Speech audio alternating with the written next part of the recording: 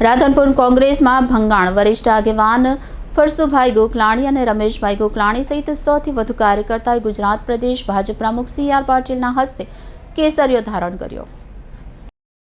પાટણ જિલ્લાના રાધનપુર વિસ્તારના કોંગ્રેસના વરિષ્ઠ આગેવાન ફરસુભાઈ ગોકલાણી અને રમેશભાઈ ગોકલાણી અને ભાઈલાલભાઈ ઠક્કર, મહેશભાઈ ઠક્કર અને કીર્તિલાલ ઠક્કર અને અન્ય મહાનુભાવોએ ગુજરાત પ્રદેશ ભારતીય જનતા પાર્ટીના પ્રમુખ CR પાટીલના હસ્તે કેસરિયો ધારણ કરી ભારતીય જનતા પાર્ટી સાથે મળી ભારતીય જનતા પાર્ટીને જીતાડવા આહવાન કર્યું હતું। કોંગ્રેસમાં મોટું ભંગાણ થતાં કોંગ્રેસના કાર્યકર્તામાં ચિંતાનો માહોલ છવાયો। ફરસુભાઈ ગોકલાણી સામાજિક આગેવાન અને રાજકીય અગ્રણી હોવાના કારણે તેમને કોંગ્રેસ છોડવાથી કોંગ્રેસને મોટું થશે નુકસાન અને ભાજપને મોટો થશે ફાયદો।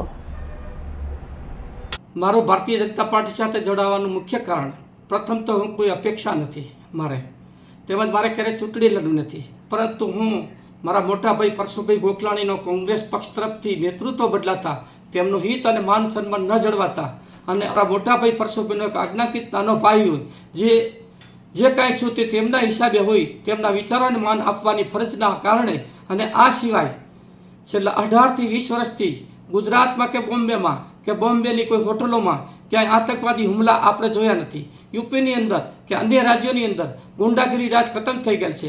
યુપી દિલ્હીની અંદર થતા બહેન દીકરીઓ ઉપર તથા બળાત્કારમાં કંટ્રોલ આવેલ છે। તેમજ 18 થી 20 વર્ષના કોઈ પણ છોકરાને આજે તમે ગુજરાતમાં કે ક્યાંય કર્ફ્યુ જોયો નથી। 18 થી 20 વર્ષની છોકરાઓ આજે ગુજરાતમાં ક્યાંય કર્ફ્યુ જેવું એમના મગજમાં નહીં હોય। મિત્રો, વર્ષો પહેલાં અમારા વારઈ ગામમાં તેમજ રોજ 4-5 દુકાનોના તાળા તૂટતા અને ઘરફોડ ચોરી આ બધું બંધ। કચ્છ સીમાડામાં દાણ ચોરી અને હથિયારોની હેરાફેરી બંધ।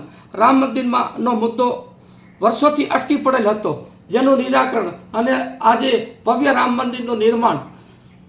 વર્ષો પહેલાં પાણીની સમસ્યા, આપણા બહેન દીકરીઓ ગામડાની અંદર પાણી ભરવામાં જતા બોર ઉપર માર ખાઈને આવતી, ગામડામાં પાણીના ટેન્કરો આ બધું બંધ।